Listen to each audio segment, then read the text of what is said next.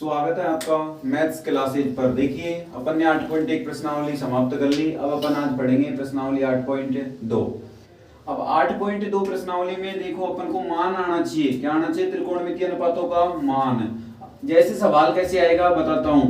किस प्रश्न आ गया sin 30 degree plus cos 30 degree का मान बताओ। ऐसे प्रश्न आएंगे 8.2 में। अब इन प्रश्नों को हल करने के लिए अपन को त्रिकोणमितीय एक सारणी पढ़नी पड़ेगी। पहले कौन सी सारणी? त्रिकोणमितीय अनुपातों के लिए एक सारणी आती है और वो सारणी जिसको याद हो गई प्रश्नावली नंबर 8.2 उसके हल हो गई। ठीक है, तो सारणी में देखो बनाने की कोशिश करता हूं तो तुम्हें भी इस सारणी को क्लियर अच्छे से याद रखनी है। इस सारणी को 5 से 7 बार बनाओगे तो अच्छी तरह तुम्हारी सारणी याद हो जाएगी और कभी नहीं भूल पाओगे सारणी को।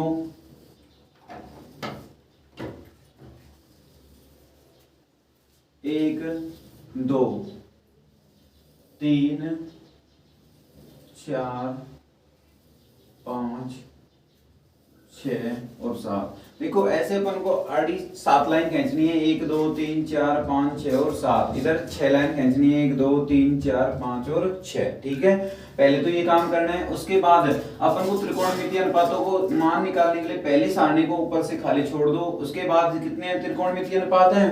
कितने? 6। कितने हैं? 6। तो उन 6 के 6 त्रिकोणमितीय अनुपातों को लिख लो। पहला है sin थीटा, दूसरा कौन सा है? cos थीटा, तीसरा कौन सा है? tan theta. अब देखो कोई जरूरत नहीं, तुम कैसे भी लिख सकते हो, अपन को रटना नहीं समझना है। तो बाद में मैं लिख लेता हूँ cot थीटा, फिर मान लो लिख दिया अपन ने sec थीटा और फिर लिख दिया किसके लिए? cosec theta. कोई समस्या यहाँ तक? उसके बाद इसमें यहाँ क्रॉस का चिन्ह लगा देना, कुछ भी नहीं लिखना। फिर देखो मान कौन कौन से 10वीं क्लास में मान आएंगे 0 डिग्री का, यानी थीटा का मान कितना होना चाहिए? 0 डिग्री, 30 डिग्री, फिर 30 के बाद में 45 डिग्री, 60 डिग्री और 90 डिग्री। यानी ये कोणों के लिए तुम्हारे पास मान निकालने हैं और त्रिकोणमितीय अनुपात ये हो गए। इनके अलावा कोई मान तुम्हारे 10वीं क्लास में नहीं पूछेगा। बस ये मान तुम्हारे याद हो जाने चाहिए। अब देखो पहली सारणी के मान कैसे आएंगे एक बार मैं तुम्हें निकाल कर बता देता हूँ। वैसे तुम्हें डायरेक्ट याद रखने हैं। तो तुम्हें करना क्या है? 4 तक की गिनती लिखनी है, 0 से लेकर 4 तक। 0 1 2 3 और 4 लिख लिया अपन ने 4 तक की गिनती। अब जब 4 तक की गिनती लिखी है तो सब में किसका भाग दे दो? 4 का। तो इसमें भी 4 का, इसमें भी 4 का, इसमें भी 4 का, इसमें भी 4 का और इसमें भी 4 का। सब में 4 का भाग दे दिया। तो देखो 0 में 4 का भाग देंगे तो कितना आएगा? 0। 1 में 4 का भाग देंगे तो 1/4, इसमें देंगे तो 1/2। ये कितना आएगा? 3/।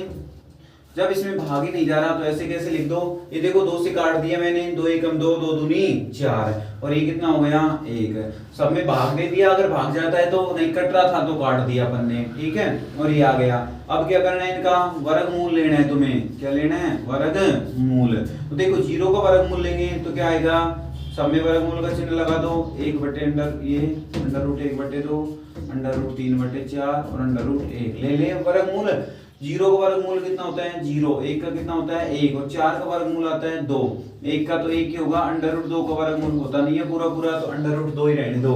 √3 का भी नहीं होता तो √3 और 4 का होगा तो कितना आएगा? 2 और 1 का 1।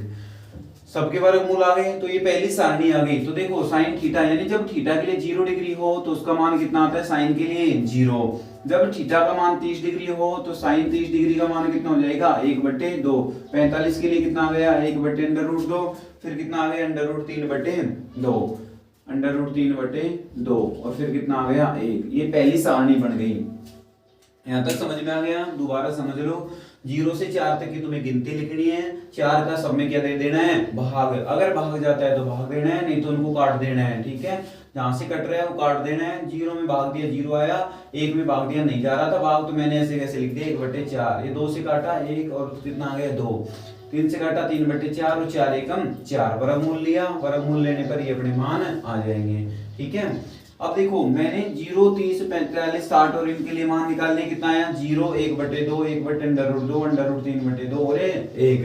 अब तुम्हारे डायरेक्ट याद हो जाने चाहिए 0 1/2 1/√2 √3/2 और 1 हो गया याद। 2-4 बार बोलोगे तो याद हो जाएगा। दोबारा देखो 0 1/2 1 बटे अंडर रूट 2, अंडर रूट 3 बटे 2 और 1। किसके लिए सारणी बन गई? साइन थीटा के लिए। अब किसके लिए बनानी है? कोस थीटा के लिए। किसके लिए बनाऊंगा? कोस थीटा के लिए। तो कोस थीटा के लिए सारणी बनानी है तो कुछ भी नहीं करना, इन्हीं मानों को पीछे से वापस लिखते हुए लिया हो। तो देखो ये 1 लिख दिया मैंने, फिर कितना लिख दिया? अंडर रूट 3 बटे 2, फिर कितना लिखूंगा? 1 बटे अंडर रूट 2, फिर कितना लिखूंगा? 1 बटे 2 और 0।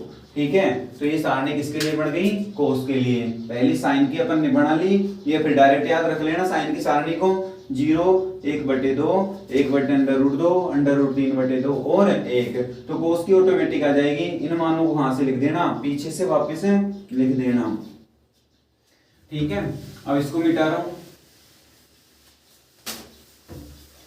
तीसरे नंबर पर सारणी बनानी है हमें किसके लिए? टेन थीटा के लिए। तो देखो टेन थीटा का एक फॉर्मूला होता है, क्या क्या? कि साइन थीटा और कोस थीटा का अनुपात है किसके बराबर में होता है? टेन थीटा के। किसके बराबर होता है? टेन थीटा के। यानी मैं साइन थीटा के मानों में कोस थीटा के मानों का भाग दे दूं तो किसका मान प्राप्त हो जाएगा मुझे? टेन थीटा का। किसका? टेन थीटा का। तो भाग दे देते हैं। देखो 0 में 1 का भाग दिया तो कितना आता है? 0। कितना आता है? 0। ये तुम दो बातों में कंफ्यूजन हो जाओगे। देखो एक तो ये 0 बटे 1 और एक होता है 1 बटे 0। जब कभी भी ऊपर 0 आए किसी संख्या के तो उसका मान होता है 0, और संख्या के अगर नीचे 0 आए तो उसका मान कितना होता है? अनंत। कितना होता है? अनंत। ऊपर 0 आएगा तो 0 और नीचे 0 आएगा तो उसका मान कितना हो जाता है? अनंत। देखो अब भाग देंगे किसका? मैं इधर बता देता हूँ। 1 बटे 2 में किसका भाग देना है? अंडर रूट 3 बटे 2 का। तो 2 से तो 2 कट गया, कितना बच गया? 1 बटे अंडर रूट 3। कितना बच गया? 1 बटे अंडर रूट 3। यहाँ देखो वापस भाग दे के देख लेना। अंडर रूट 2 से अंडर रूट 2 कैंसिल हो जाएगा, कितना बचेगा? 1।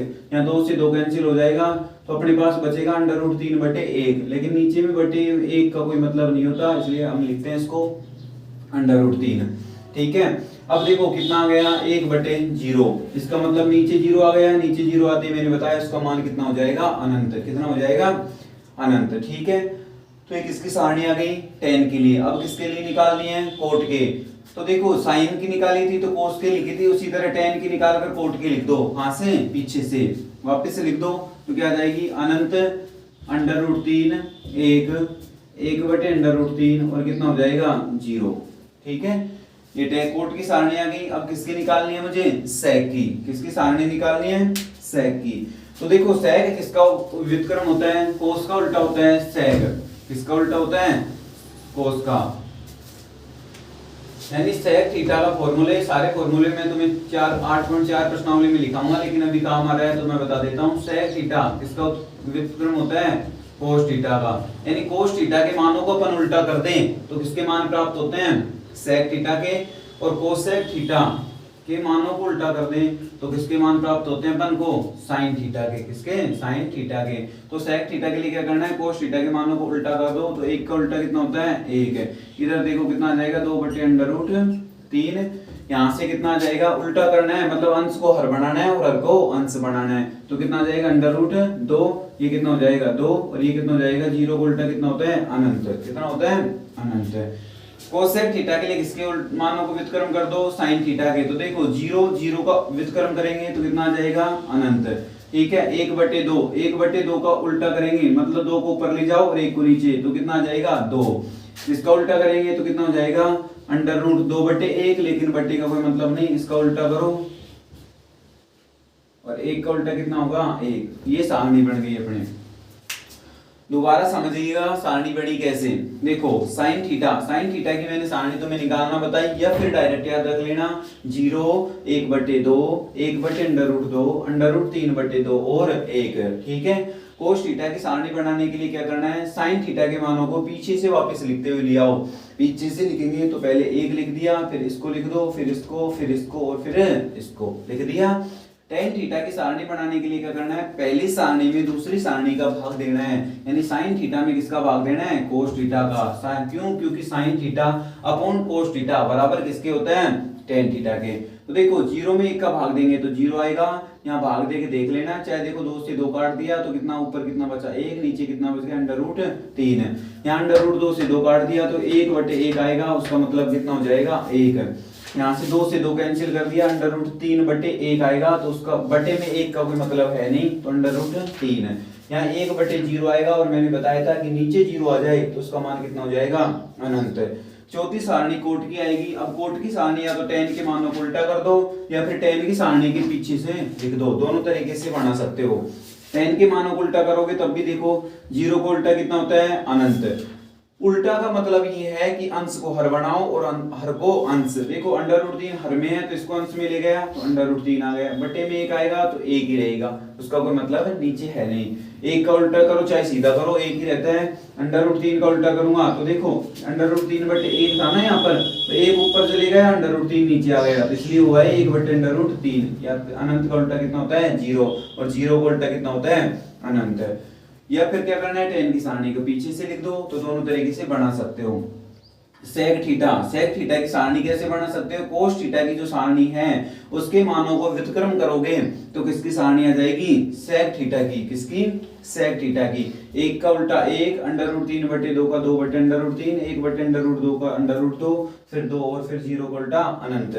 यहाँ कोसेक थीटा किसके लिए आएगा, साइन थीटा के मानों को व्युत्क्रम करो तो क्या आ जाएगा तुम्हारे पास, कोसेक थीटा।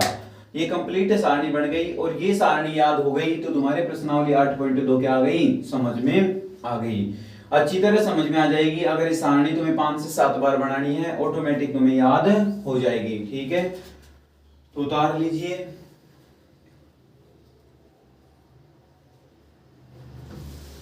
अब मैं सारणी को मिटा रहा हूं और प्रश्न हल करवाते हैं।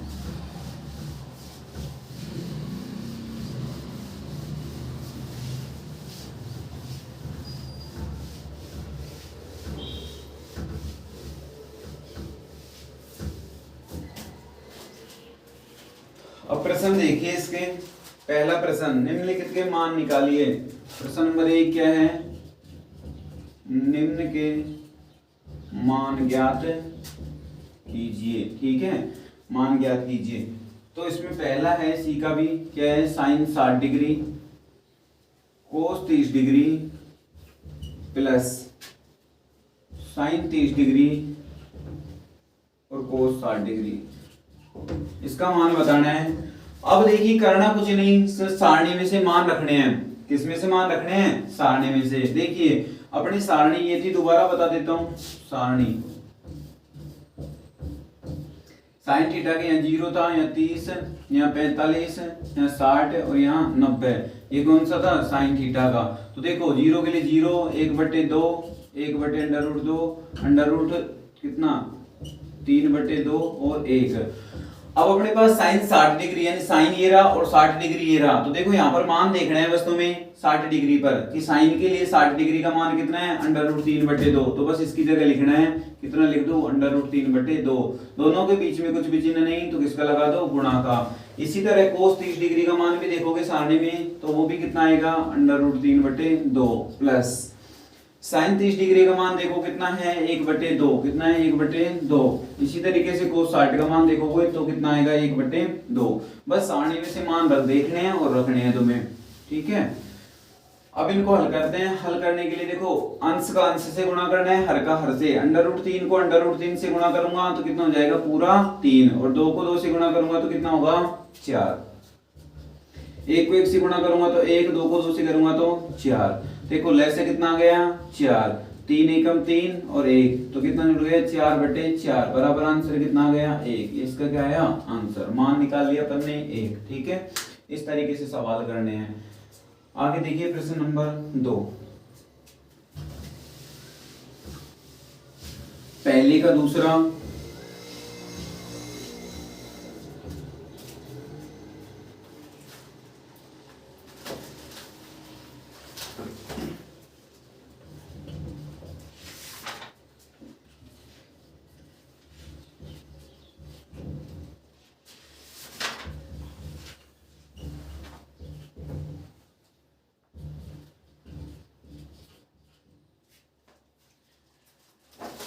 ये है 2 tan square 45 degree plus cos square 30 degree minus sine square 60 degree का मान बताना है। इसका क्या बताना है, का मान। देखो मान बताते हैं।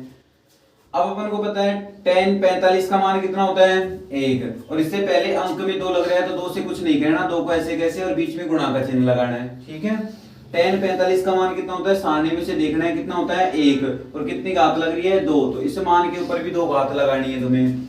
प्लस का चिन्ह है तो प्लस का लगाना है। cos 30 डिग्री, cos 30 डिग्री का मान रखना है कितना होता है, cos 30 डिग्री का मान √3/2, ये cos 30 डिग्री का मान रख दिया।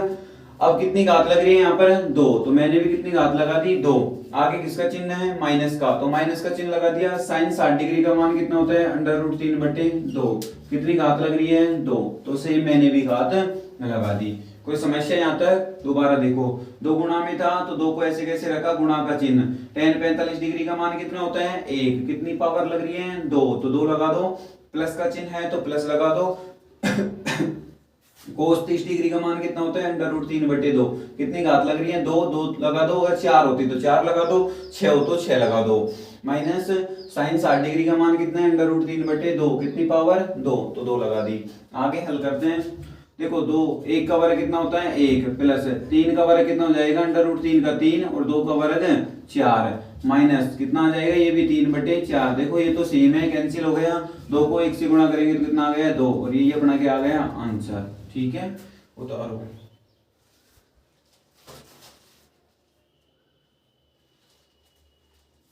प्रश्न नंबर 3,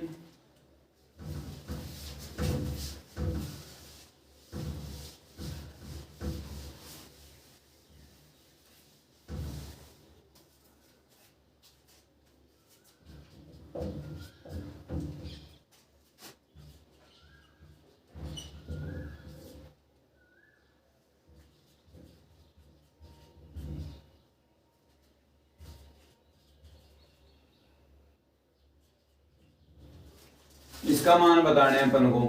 cos 45 डिग्री बटे sec 30 degree plus cosec 30 degree. देखो वही सारणी में से मान रखना है तुम्हें। cos 45 डिग्री का मान कितना होता है बताओ, 1/√2, ये होता है इसका मान cos 45 का। अब sec 30 डिग्री का मान बताओ।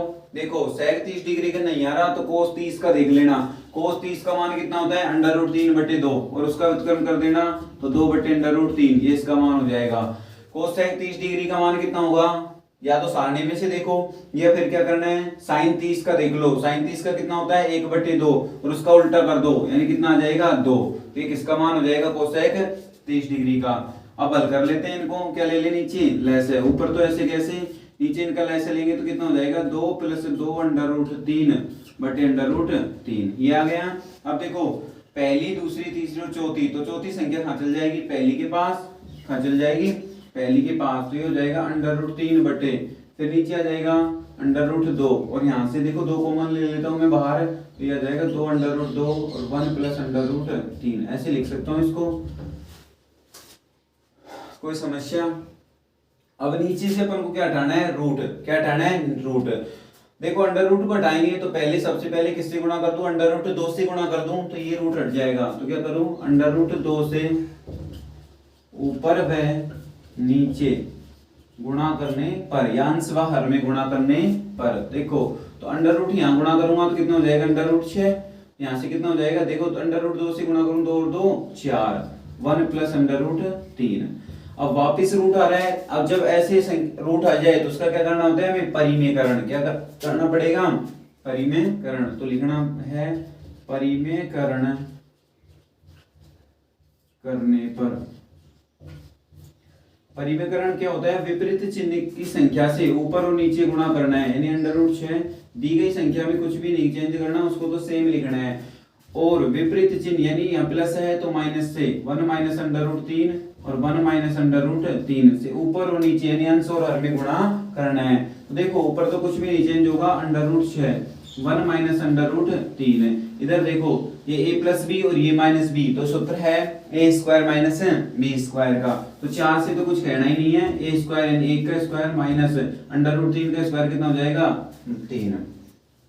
आगे हल करेंगे तो ये आ जाएगा √6 1 - √3, कितना बचे, 1 में से -3 जाएगा तो कितना बचेगा -2, और गुणा करेंगे तो -12। अब माइनस चिन्ह को भी हटाना चाहो तो कितना आ जाएगा इसका आंसर, √6 √3 - 1/12, ये इसका क्या आ जाएगा आंसर।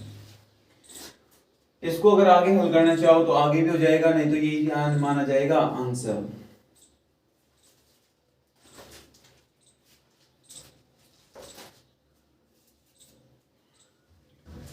पहले का चौथा सवाल,